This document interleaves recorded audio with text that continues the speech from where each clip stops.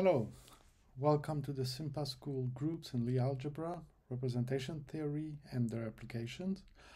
My name is Giuseppe from the University of Bourgogne, France, and I will be giving an introductory course on a mathematical aspect of quantum mechanics.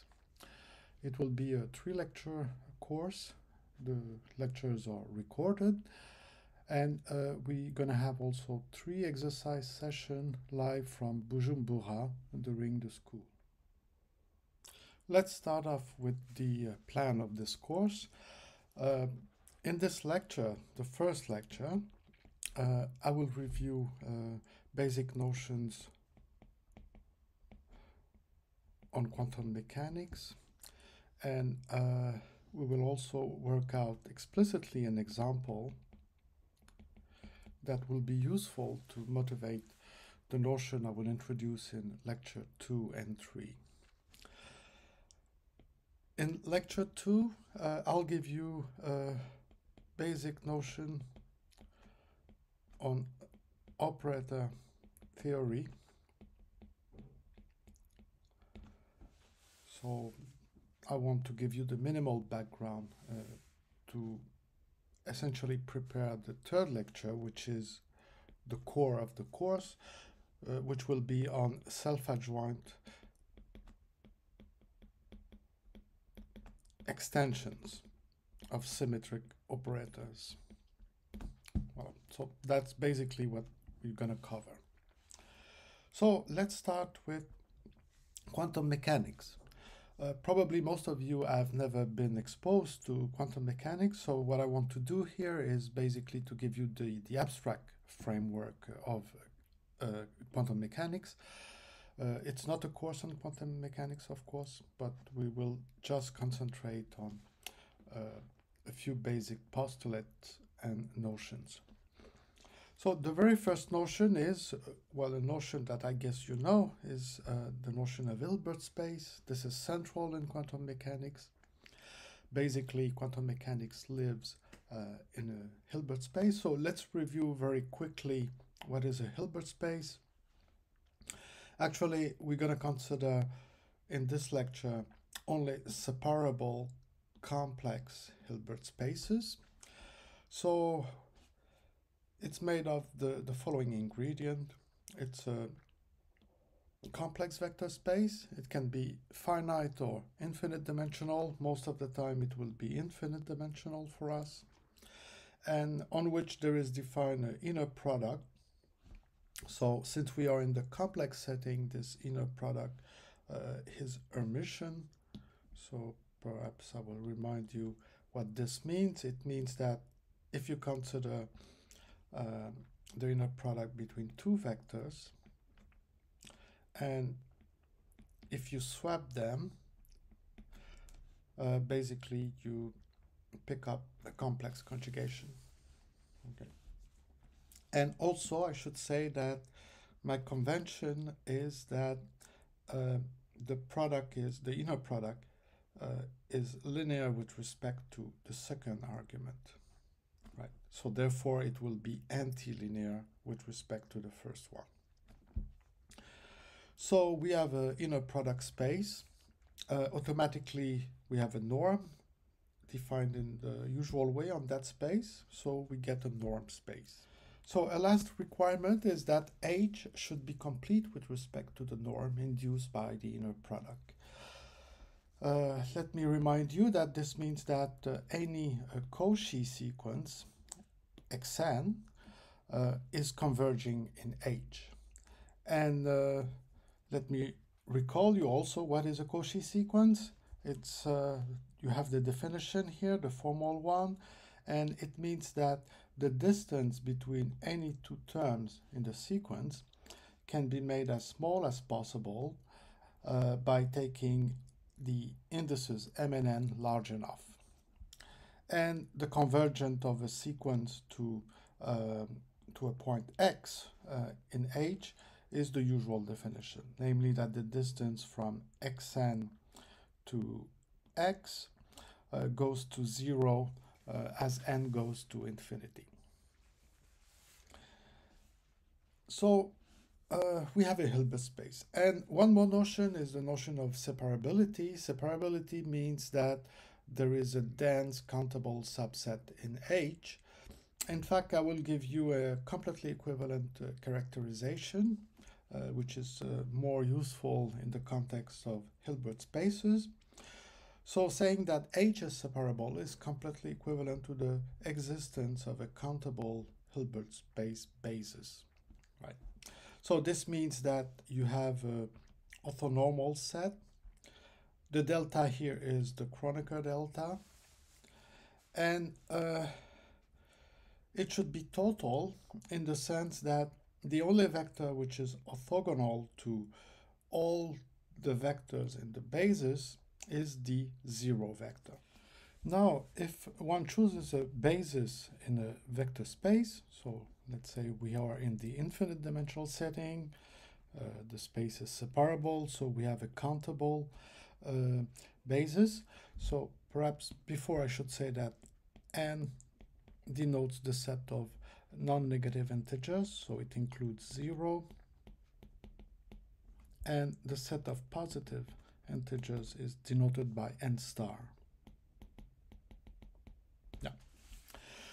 So given a basis and given a vector in H, you can expand psi, the vector psi, in the basis En in the following way. It will be usually in an infinite sum, and you have here complex numbers which are called the Fourier coefficient of psi, so psi n hat, and they are defined in the following way. They are just the inner product of En with psi. So this is an infinite sum, and the meaning to give to this equality here, even when you deal with space of function, is the following. So it means that the following limit, so when capital N goes to infinity, of psi minus a partial sum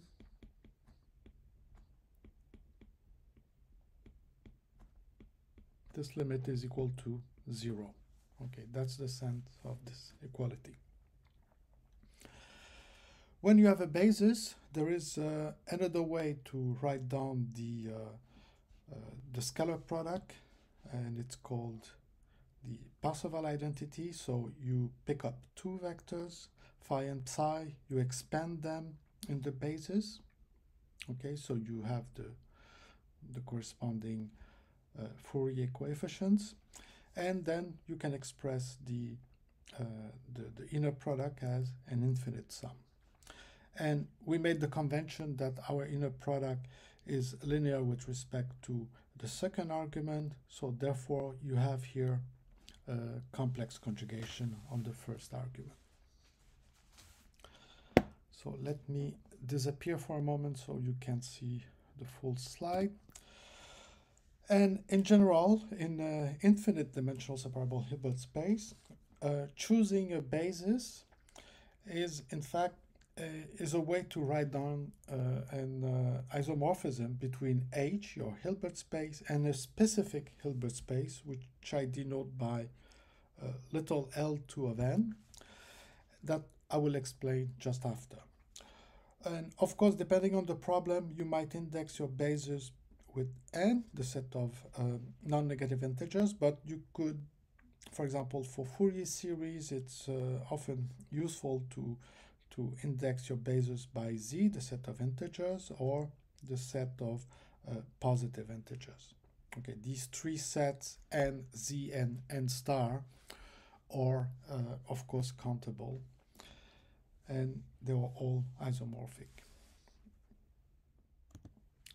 Now let's look more closely at the example of little f2 of n. Actually, you will work out this case in the problem set.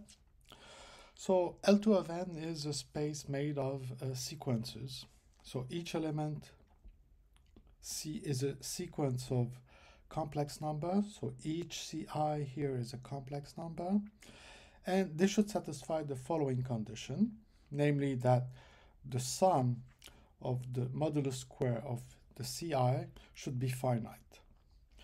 Although this is a non-linear condition, because you have the square and the modulus appearing, it does define a linear space. The inner product is defined in the following way. Well, it's of the form that we have encountered in the Parseval identity in the previous slide. And also a natural basis for a small L2 of n is the set of En. So En is a sequence, so for each n, En is in L2 of n. And it's a very simple one, so it has the following form.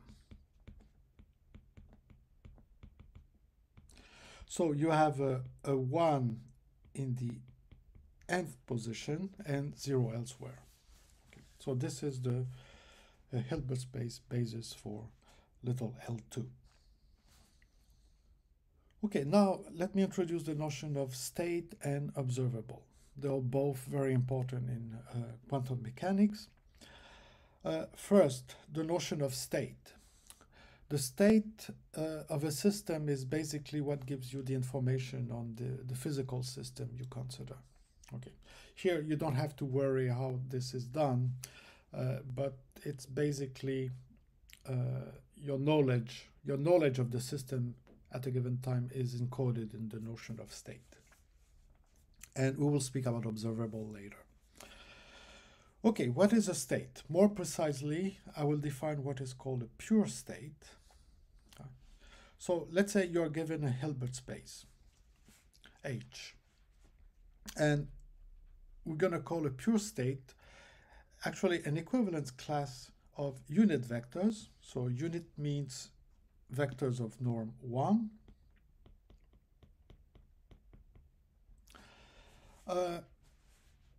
So the element are equivalent classes for a given equivalence relation, which is the following. So we will say that two such unit vectors are equivalent if they are related by such a relation, where Z is a complex number of modulus 1.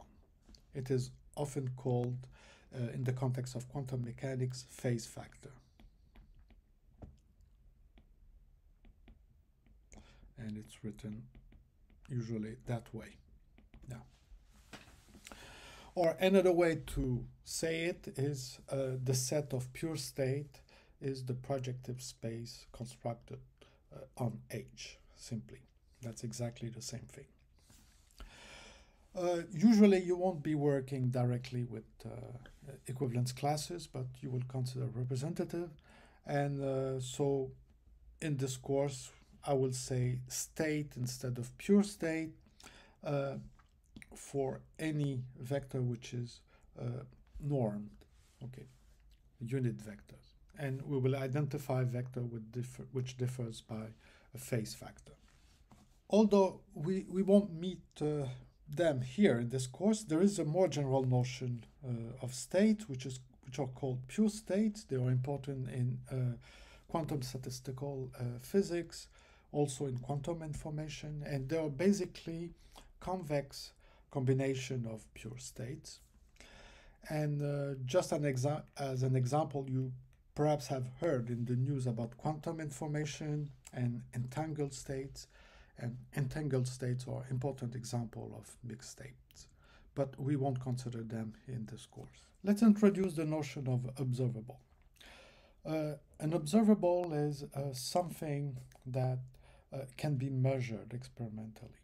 For example, if you have a given physical system, you know, a bunch of particles, a gas or whatever, it's a physical quantity on which you can perform a measurement.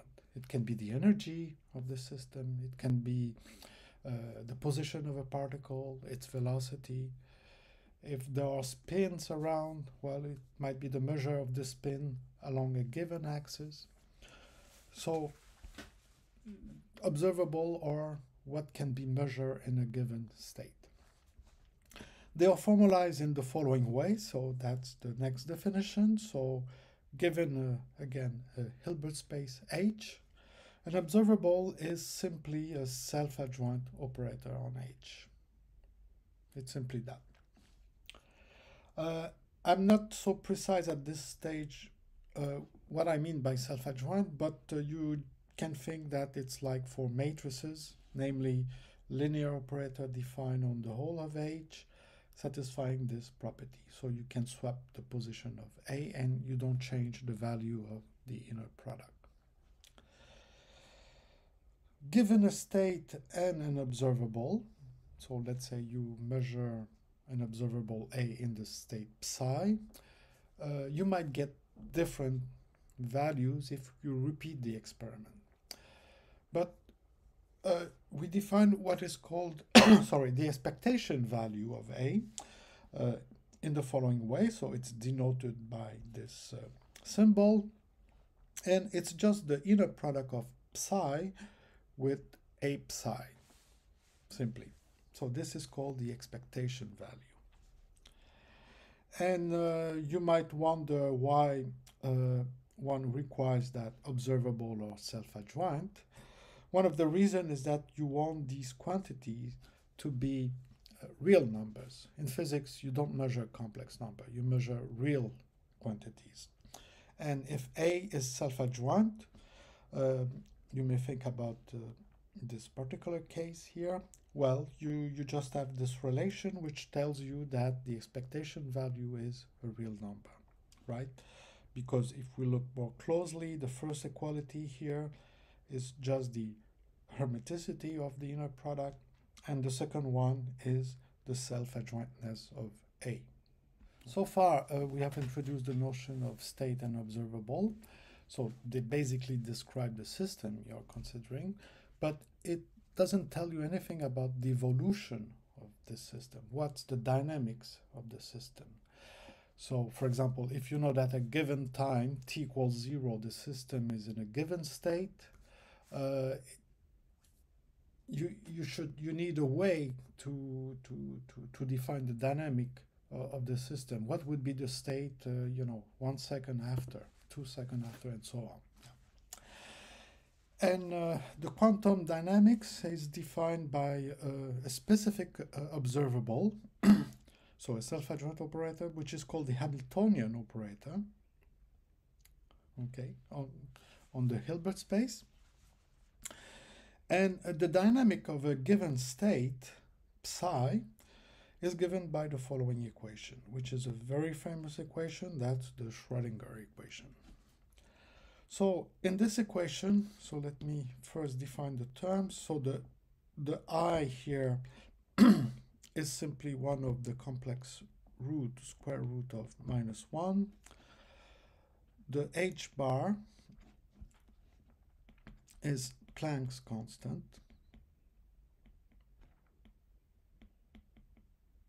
More precisely, that's Planck's constant divided by 2 pi. So you can think that it's a positive number, small one usually. And you see this equation is first order in time, so its solution will give you a curve in the Hilbert space, which passed through the state psi at times equals 0. So in principle, if you know the state of a system at a given time, you know what will be the state of the system at any other time, right? And well, you might wonder why we pick up a specific observable to define the dynamic. Usually it's related with the energy of the system. So there is a way to translate the classical formulation of a system, classical mechanics, in terms of quantum observables, and I will explain this just after. And let me just mention for the moment that, well, this equation has a very important property, is that its evolution is unitary. So it means that, let's say, if psi of t is a solution of the equation of Schrödinger equation, then if you consider this inner product, so which is just the norm square of psi of t, well, it's just the inner product of the initial data. So it doesn't depend on time. In that sense, it's unitary. Yeah. There is a unitary operator which sends psi to psi t. So let's see this in a little bit more detail in the next slide. So in the case of the Schrödinger equation, so the Hamiltonian is an observable, so it's self-adjoint, so it generates a unitary group, and it's usually denoted in that way. So there is a factor h bar which appears in the exponential. So this means that if psi is the initial data of the equation, then its solution would be just be given by the action of the group on psi. So there are consequences of this. First one, let's suppose that we have our Hamiltonian operator and that the initial state is actually an eigenstate of the Hamiltonian operator, namely that it satisfies this condition, so where E is the eigenvalue. Then it's very easy to see that the solution of the Schrödinger equation in that case is simply given by the multiplication of this factor with the initial condition. So it's very simple in this case. And in fact, this, since E is real, because H is self-adjoint, this is a phase factor. It means that actually your state doesn't involve, although we have this factor which depends on t, psi and psi of t are the same state if you think about equivalence classes, right? But this is very specific. Let's consider something a little bit more general. Suppose that our Hamiltonian has a discrete spectrum. So that I will denote in that way, En. And so these are the eigenvalues, and the corresponding eigenvectors are denoted by En. And we suppose also that the set of eigenvectors constitute a Hilbert space basis. Then, if you pick up an initial data, psi, so just an element in H, you can expand it in the basis, so you get this, this expansion. And in fact, then the solution of psi t is simply given by somehow evolving independently each component here, exactly in the same way that, you know, what we did here in the case of psi being an eigenfunction or eigenstate of H. So somehow this is the general solution in that setting. Of course, it's explicit if you're able to sum the series. Yeah, but that's a way to write down the solution. And in fact, this equation is the eigenvalue equation is important. So it's often called the time-independent Schrödinger equation because it gives you, along the lines that I've sketched here, it gives you a way to solve completely the equation. Before discussing the last postulate of quantum mechanics, which is about measurement, I'd like to treat a concrete example for you. Which is the case of a particle in a potential. So the situation is the following. You have a particle of mass m moving in the three-dimensional space and under a potential v. So the potential v is the, if you want, the potential energy of the system. At the classical level, you would describe this system by giving the Hamiltonian function, which depends on the position of the particle, which I denote by q, and the momentum of the particle. They are both vectors in R3. And the Hamiltonian function is just the sum of the kinetic energy with the potential energy. So here we have a very specific potential in the sense that it doesn't depend on the momentum, it depends only on the position, and same thing for the kinetic energy, it depends only on the momentum. There are cases where the kinetic energy can depend on the position as well. Okay, but let's consider this system. Now, if you want to do some quantum mechanics with this system, you would need, in order to apply what I told you before, you need a Hamiltonian operator, H. And the construction of this operator from the classical Hamiltonian is not strictly speaking in the axioms of quantum mechanics. Okay, this is the procedure of quantization, and there are several ways to pass from the classical Hamiltonian to the quantum Hamiltonian, and I will explain to you the most simple case in this example. So the quantization is realized in the following way. What you do is, in fact, you quantize the coordinates q and p, right? So you would associate to q and p a pair of self-adjoint operators. Actually, here you have 6 operators on some Hilbert space, and you impose on these operators to satisfy the following commutation relation. So the notation here is that the bracket which appears between any two guys is the commutator. Yeah.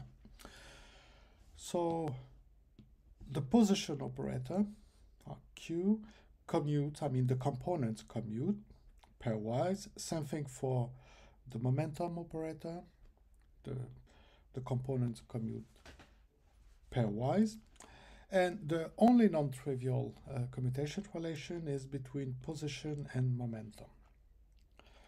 You require that they satisfy this condition. So one way to realize these commutation relation by operators goes back to the beginning of quantum mechanics, actually. And for the specific system we are considering, the Hilbert space is L2 of R3. So these are the square integrable function, right? And the scalar product is the canonical one. So if I have two elements in L2 of R3, so this is simply the integral over R3 of f complex conjugate g of x dx, where dx is the Lebesgue measure. And somehow this is the continuous version of the small L2 space we have seen before.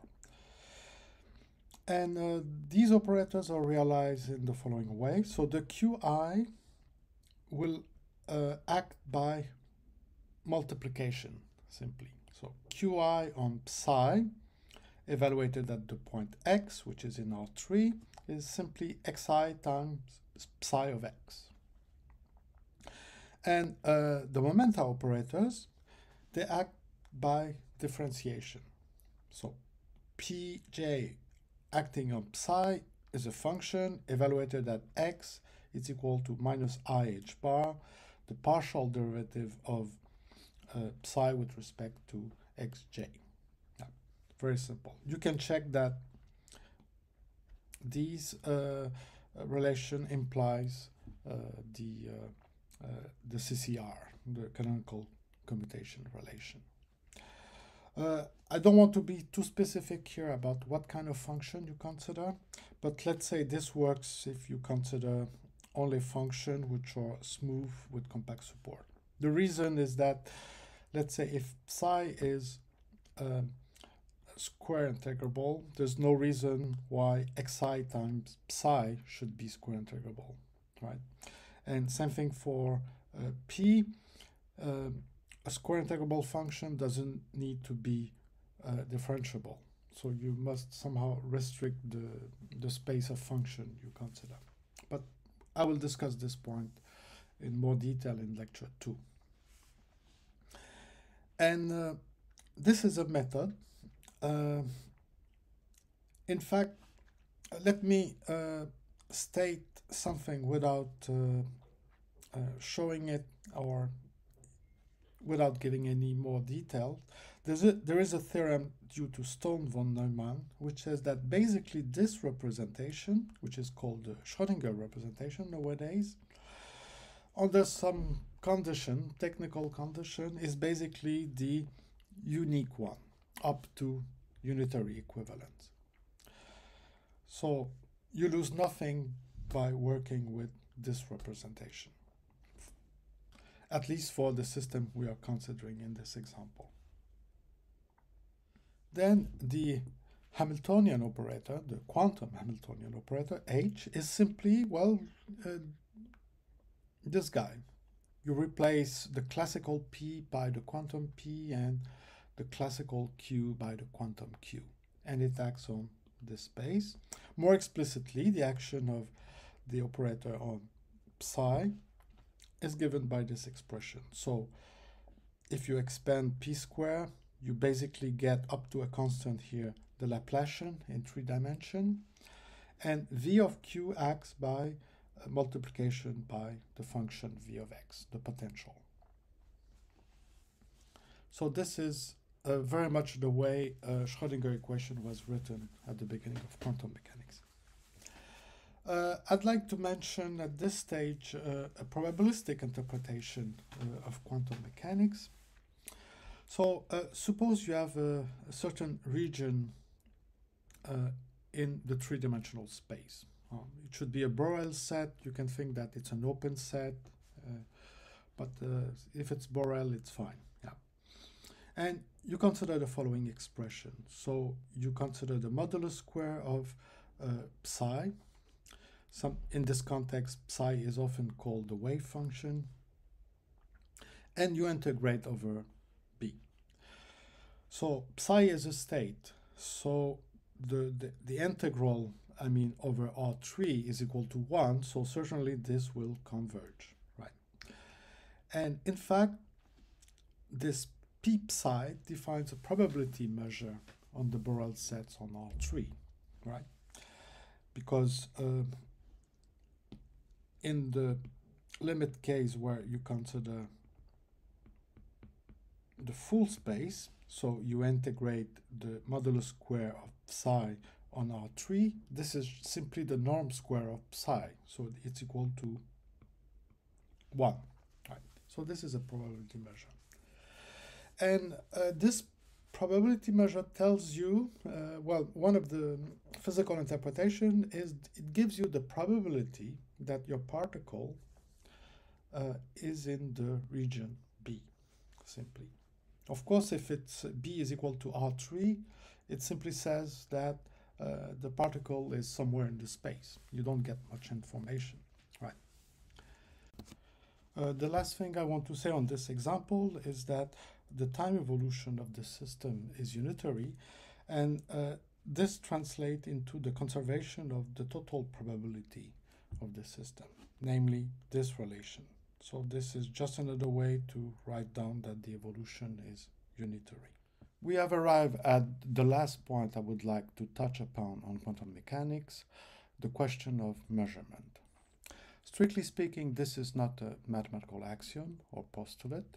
It has more to do with the interpretation of quantum mechanics, and it's where the probabilistic nature of quantum mechanics will appear. So before entering the detail, let's imagine that you have a system, given physical system, which is in a given state, psi, and you want to measure the value of an observable A defined on this system. So let's say you have an experimental device that will allow you to measure the quantity you want. So for example, if the observable is the energy, so it will give you the energy of the system in that state and so on.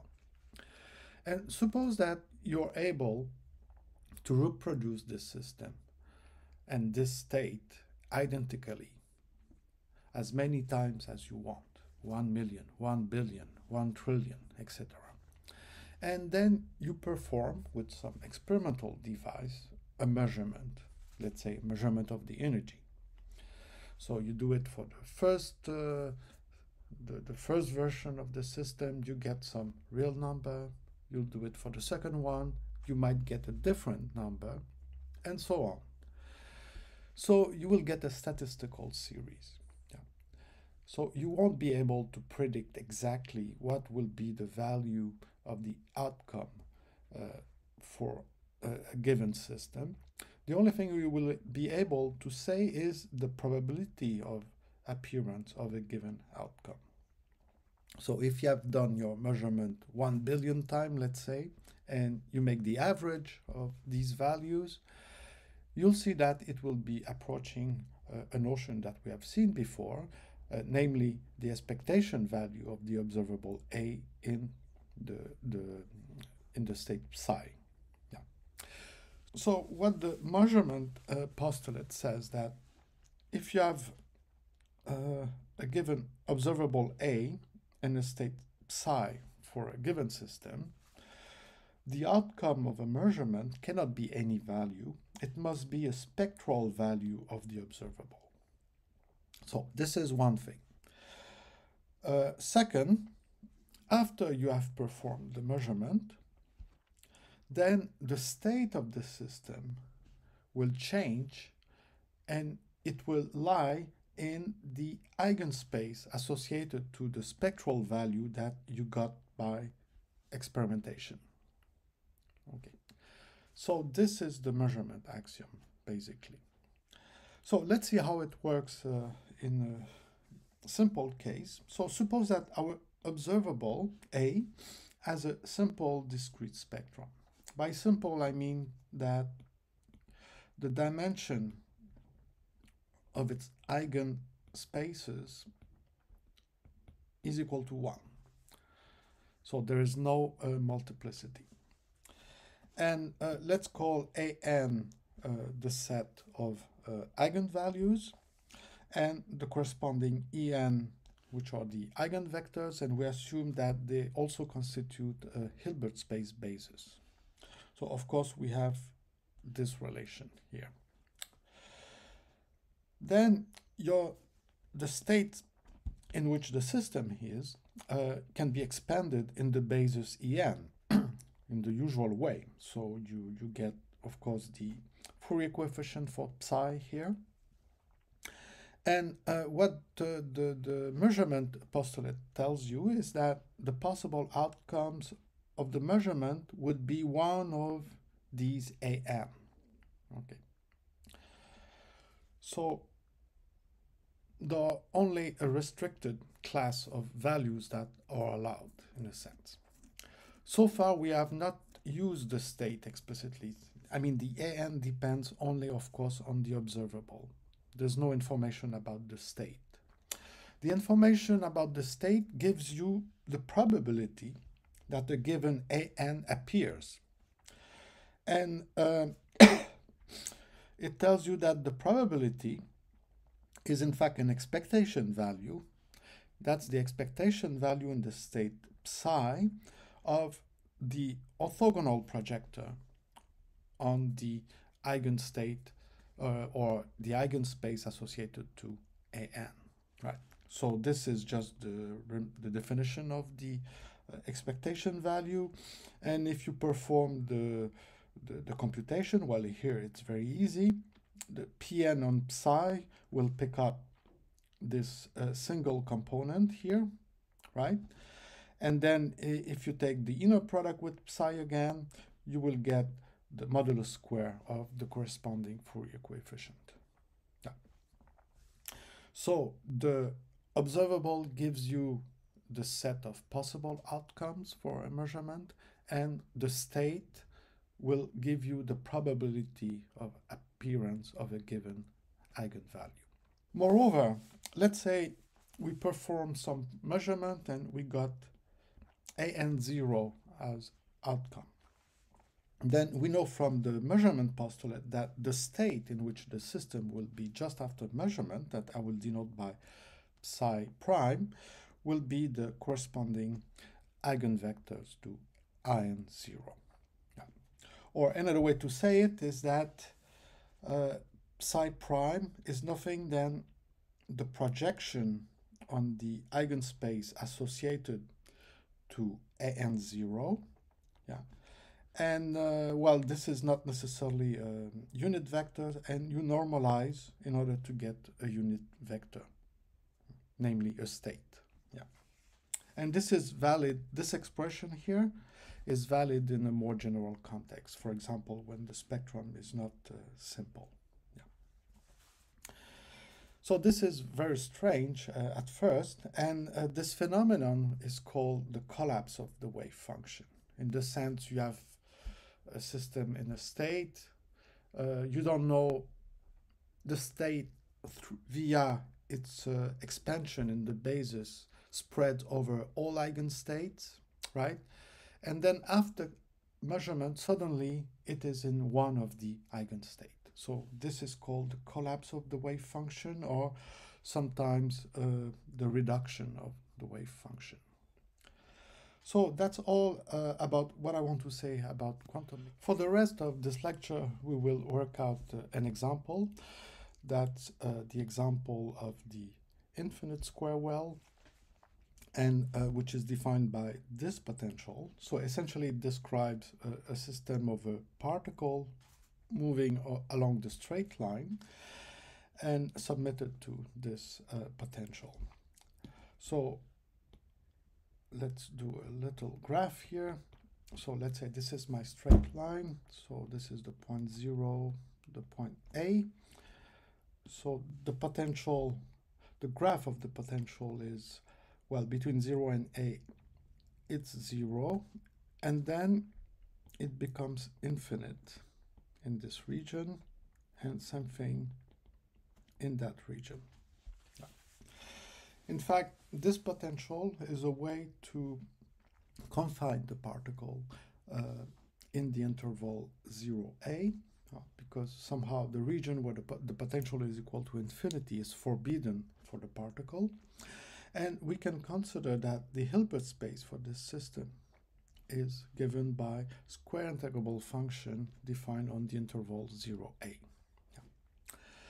In that interval 0a, the potential is 0. So the Hamiltonian operator will be given only by kinetic energy, namely the Hamiltonian operator would be the operator p square over 2m. And if you remember that what we did for the case of a particle in the potential, p is the momentum operator, and it's essentially a derivative, right? So this gives us the Hamiltonian for this system, okay? And we suppose that they act on sufficiently nice function, but what is important is that we impose these boundary conditions. Why? Because somehow the point 0 and A constitute a kind of a potential barrier that the particle cannot cross, and it's natural to impose these conditions. You can check that the operator H satisfies this relation, so it's a kind of self-adjoint property. So you will work out this in the problem set. And the first thing to do in order to study the system is to find the eigenstate or eigenvalues of this operator H. So we write down the eigenvalue problem, right? Or if you prefer explicitly, it's written in terms of a differential equation here. satisfying these boundary conditions. And it's a very easy differential equation. And you'll see, if you try to solve it, that actually you will have non-trivial solution, namely non-zero solution, if and only if E is equal to this quantity, where n is a positive integer. And in that case, you can find the eigenvectors for each n, or for each eigenvalue En. Well, they are given just by these expression. Okay, the factor here is simply to have unit vectors, so you get a orthonormal set.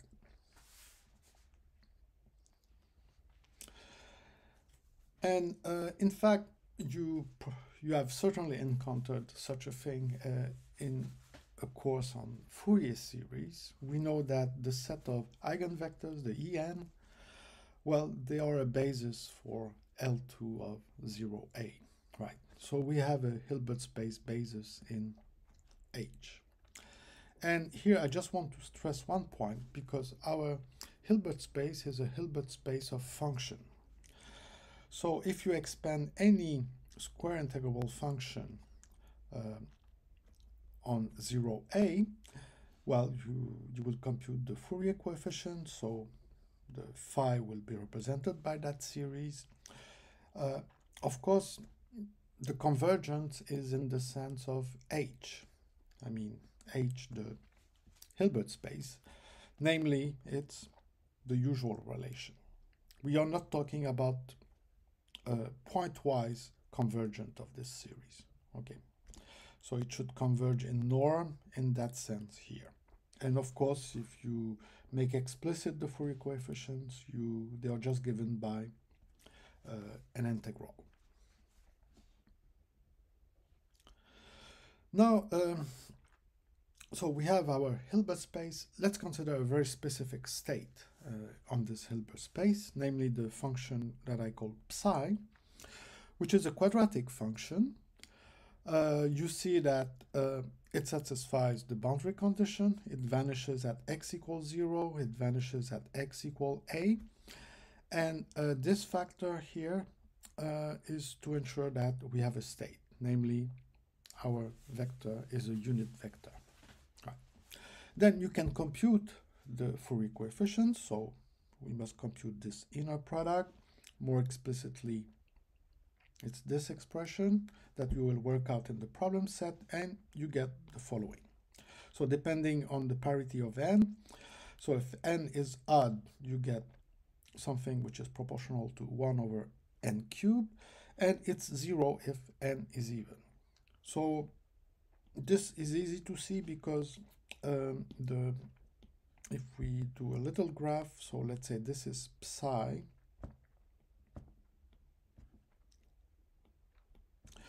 you see there is a symmetry with respect to the line x equal a over 2, right? And of course, so that's this function here. And of course, if we multiply with a sine function, depending on the parity of n, we'll get either a symmetric function with respect to this line x equal a over 2, or antisymmetric function. Okay, so when it's antisymmetric, of course, it would be 0. Next, okay, we have the state, we have the Hamiltonian, which is our observable here, so we are interested in the energy. So let's compute, for example, the expectation value of the energy here. And so, well, this is just the definition of the expectation value. And you will work out this also in the problem set, and you'll see that the expectation value can be written as an infinite sum. We already know the Fourier coefficient of psi, and then the only thing you do is you put the energy level that we have computed. This sum can be computed explicitly, and you get this number. It's a positive number. Yeah. Next, there is another way to do it. Here, basically, we have used the Fourier decomposition of psi. But we can compute this expectation value in a more direct way. We just use the fact that h is proportional to a second derivative. So again, we write down the definition of the expectation value. And now I know what is the action of h on psi. It's simply second derivative, right? And then the only thing you have to do is to compute this integral, which is completely elementary. And you get, as expected, the same result. So there are two ways to do it. So this is good. So I just want to notice that this value is not one of the En, right? If you would go back a little, the En are here, it's impossible to get this expectation value as one of the En. Next, of course, the expectation value gives you just the mean value, the average of the outcomes. And the experimental outcomes would be spread around the expectation value, and usually you would like to have an idea of how these outcomes spread around the expectation value. And this is measured by a quantity that you know probably in another context of probability theory or statistics, is the notion of standard deviation. So it's defined in a very similar way as in probability theory.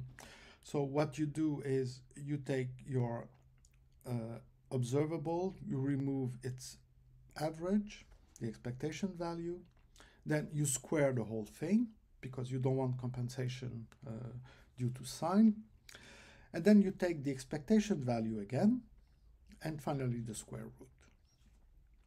And by working the algebra here, you can express the standard deviation in the following way. So it's just the square root of the expectation value of h squared minus the square of the expectation value of h. So we have everything to compute this quantity. We already know what is the expectation value. We just computed it. And the only thing we need to do is to compute this one. So let's proceed in a similar fashion as we did for the expectation value. Well, it's easy to see that if En is eigenvalue of eigenfunction, of h, it is also an eigenfunction of h squared. So the eigenvalue will be E squared.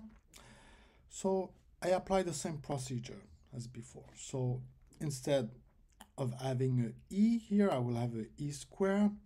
And after some developments, you get this expression. This sum can be explicitly computed, and you get the following positive number. Okay. Well, the exact value is not so important for us, but just notice that this value is not 0. Right. But we have another way to compute this, right? We can apply the definition of the Hamiltonian. And if we do that, well, what we will do, we will apply h squared on psi, but here we're going to get 0, right? Because we know that h squared is proportional to a fourth derivative, and psi is a quadratic function. So we immediately get that the expectation value of the square of the Hamiltonian is equal to 0. So we get a contradiction here. I leave you as a puzzle to find out what we did wrong in the previous computations. So I hope that a few of you will be able to find it out after this first lecture, and I hope that most of you will be able to find out what we did wrong by the end of this course. So this ends the lecture 1, and don't forget to work out your exercise in the problem set, and see you soon for lecture 2.